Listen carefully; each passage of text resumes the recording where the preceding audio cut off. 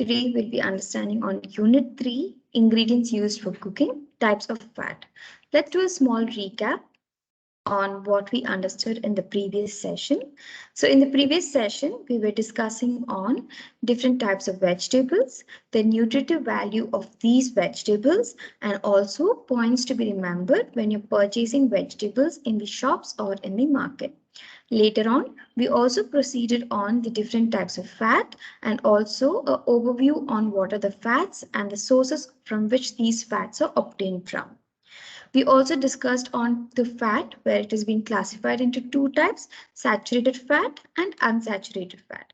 In unsaturated fat, it is again further classified into polyunsaturated and monounsaturated fat. We also discussed on what is trans fat and how harm it is for the human body when it is consumed in a large amount. In today's session, let's discuss on the types of fat and different types of fat from where it has been obtained and how it is used in culinary term. So first one we were discussing in the last chapter was the butter. So again, I'll repeat, the butter is basically obtained from milk product. It can be the milk that is obtained from the cow or buffalo. And this butter is basically where the fat is being churned out from the milk. And from when the fat is being churned out, you get two products. One is the butter and the other one is the buttermilk from it. Now, fat is basically when obtained from cow's milk. It is lightly yellow in color and it has a very nice flavor in it when it has been used in cooking. Now, this fat basically has 80% of fat in it out of 100, and then 20% is where 2% will be the milk solid and other 18 to 16% will be the water content in them. That's the reason when we heat the fat, you can see a bubbles forming in this fat where the water is trying to escape from the fat. Now, this butter is basically way too expensive as compared to the fat that is available in the market. And this is also widely used in culinary in food to enhance the flavor of the food and to give a kind of a milk, kind of a slight milk flavor when added inside the food. Especially in India, it is widely used. Apart from India, it is also used in many parts of the world, and also it is one of the main ingredients that is being used in bakeries and confectionaries. Next one is the margarine. So margarine is also called as the white butter.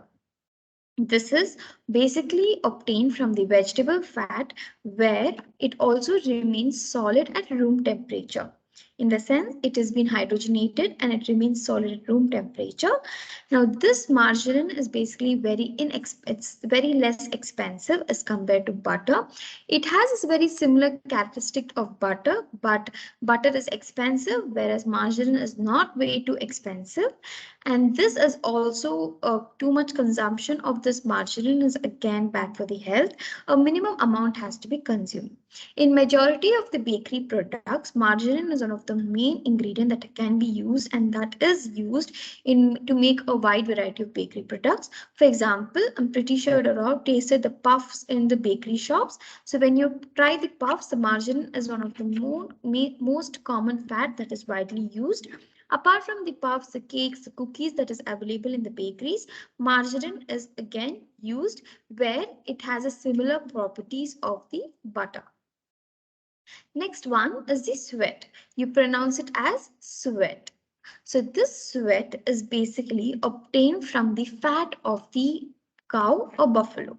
Now this is basically obtained from the belly part or towards the kidney part of the animal where the maximum amount of fat has been accumulated. Now this is widely used in bakery products, especially in Europe. Sweat is one of the most common ingredients used for making Christmas pudding. So Christmas pudding is where a fat has to be immersed completely inside the cake. So in this term, sweat is widely used to enhance the flavor of it. Apart from this, the fat that is obtained from the cow or the buffalo that is also called sweat is widely used in cooking product where it gives a mellow kind of a beef fat or beef aroma inside the dishes. Next one is called back fat. Back fat, we also have the lard. Now, first one will go into the what is lard. So lard is just similarly how we obtain a fat from the cow or the ox. Similarly, lard is basically a fat that is obtained from the pork. That's called pig.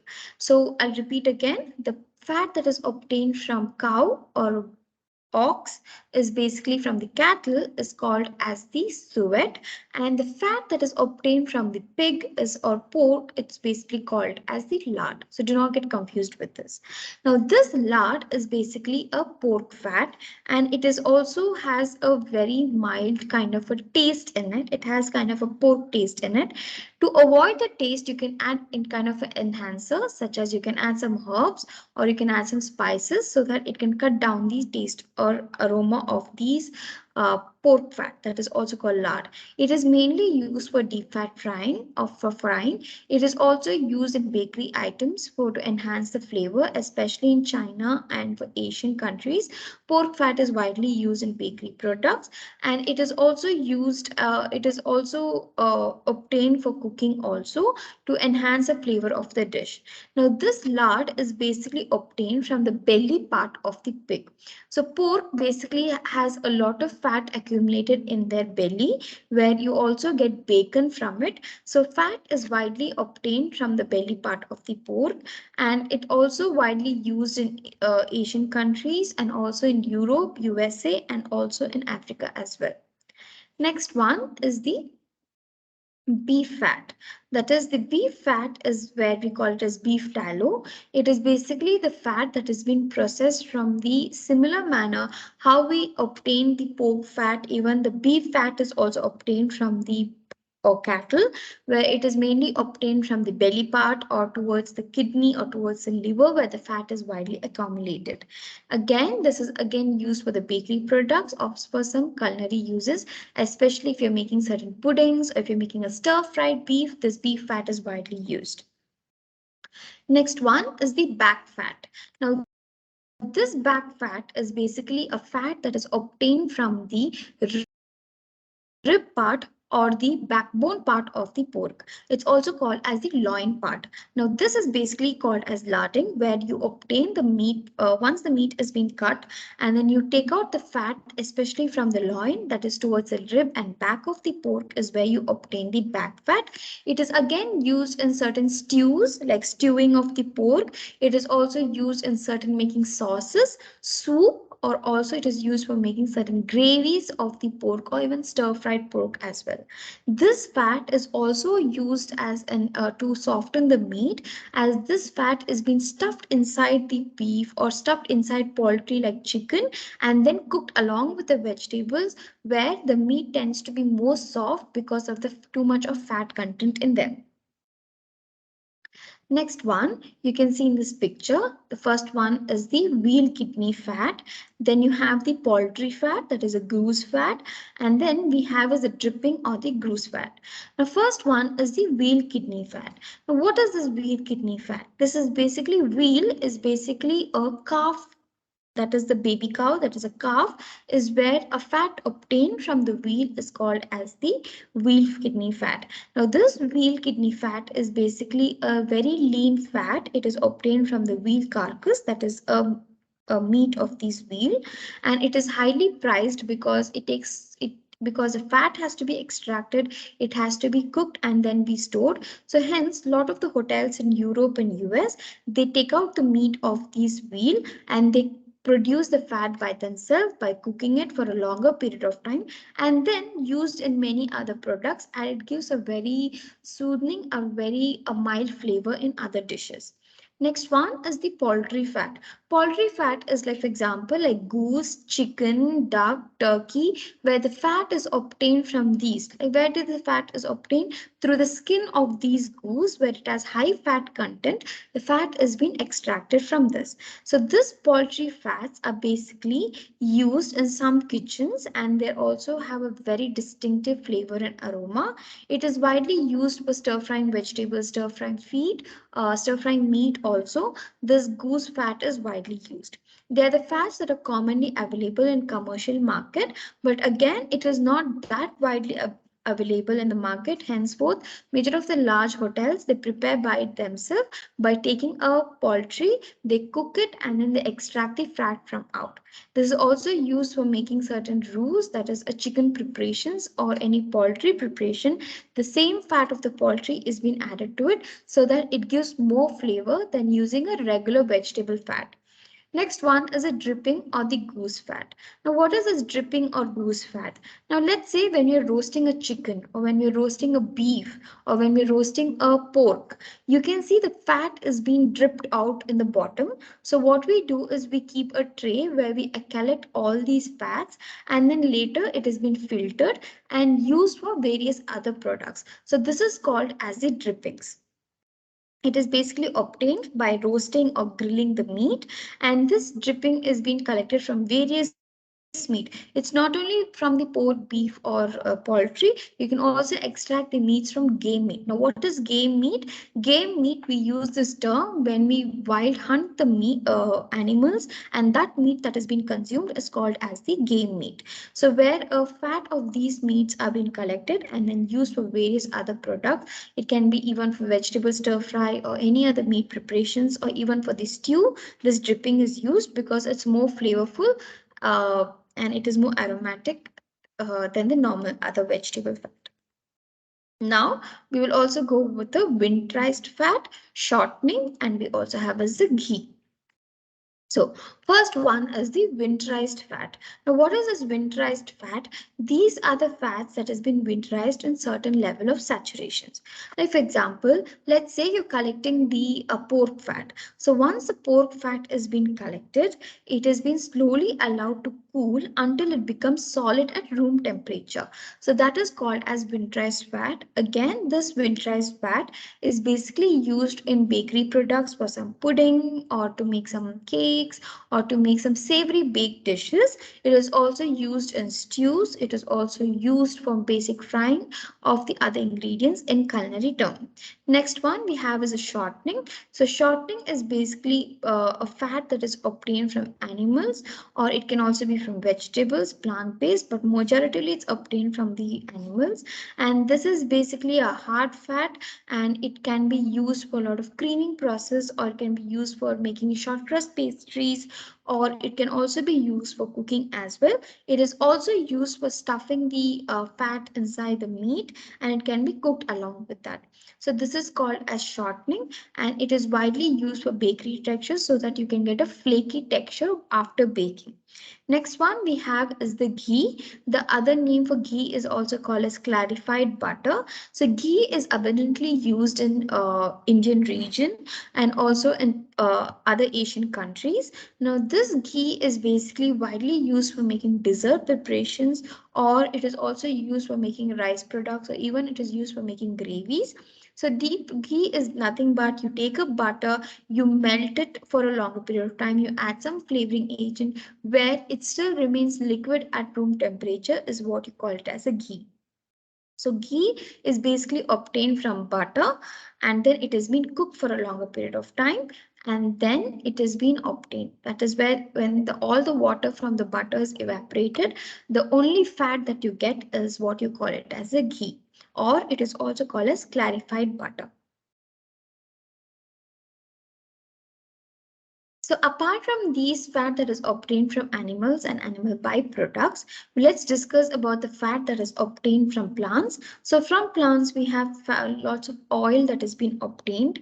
For example, we have groundnut oil, olive oil, peanut oil, we have walnut oil, almond oil, coconut oil, mustard oil. So there are different varieties of oil that from the plant bases that has been obtained. So these are the plants these are the oil that also remains at a room temperature apart from coconut oil, because coconut oil has higher amount of fat content.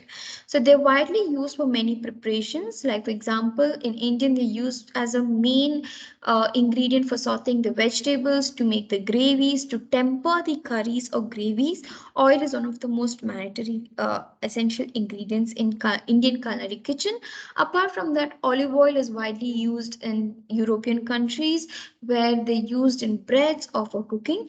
And apart from this, the sesame oil, groundnut oil, or sunflower oil or mustard oil is again, it is used in majority of cooking products based on the usage. Next one, we'll try and understand what is milk and milk products. So milk is basically a liquid or that has been obtained from the animal where it is basically used to feed the cattle or feed the cow. Now this milk is basically whitish in color and the thickness of the milk ranges from animal to animal. Now this milk is basically it comes under a category of dairy product and they are very high in calcium, magnesium, and it is basically used to strengthen the bones, strengthen the teeth, and also it is good content of fat and carbohydrate and protein is present in them. Daily serving, a human being has to consume 2 to 3 serve of milk and milk products or a dairy products in the balanced diet.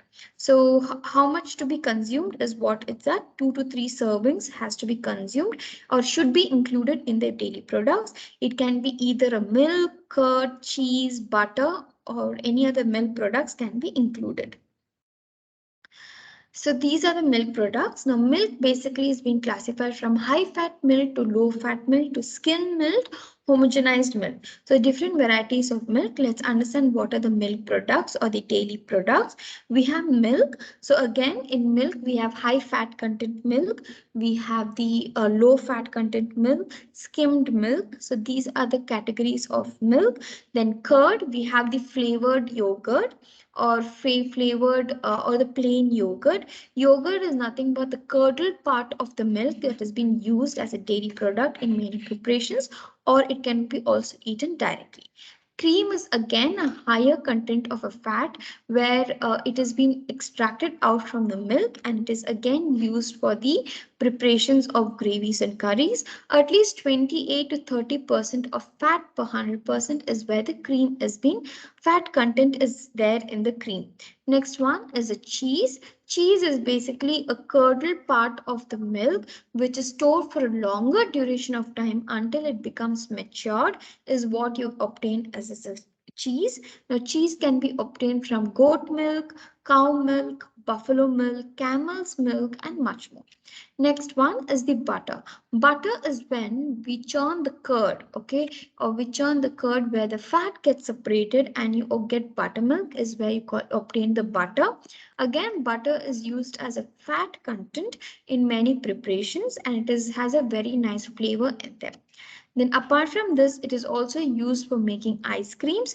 Ice creams, we have milk and cream is one of the majority of ingredients where you get it's in a frozen type and it has been enjoyed. It has also been used as a dessert in many preparations.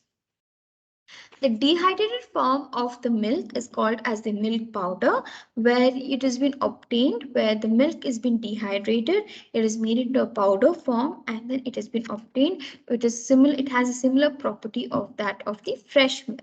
Condensed milk is where milk is being cooked for a longer period of time until the milk becomes thick in consistency. It is also called as evaporated milk or condensed milk, and then a sweetening agent is being added to make it more thick in consistency and also to increase the sweetness in them. Clarified butter is where a moisture from the butter is being removed and then only the fat content that is available is what you call it as clarified butter. In common term, it is also called as a ghee. Next one, whipping cream. Whipping cream is again where a high amount of fat content milk and this cream is being extracted out and then it is whipped at a cold temperature where the fat is accumulated together and that is how it forms a whipping cream. The minimum fat content in the whipping cream can range from 32% to 35%. Buttermilk is where once the fat of the milk is being removed, the remaining water that is being left out is what is called as buttermilk. Curd is again where a bacteria is being added inside the warm milk where it gets curdled and that is what you call it as the curd. Then apart from this, you also get cottage cheese and you also get a kova, that is also called as a sweetened part of an evaporated milk. And apart from this, you can also make milkshakes, and it is widely used in many desserts in Indian culinary cuisine, and also in many part of the world, milk is one of the most important ingredients used in culinary. Okay, so today we discussed about types of fat, types of milk and milk products and its usage in culinary. In next chapter, we'll discuss on different types of sauces, stocks and derivatives of mother sauce. So that will be chapter 4 and we'll be discussing on stocks, sauces and soups. Thank you.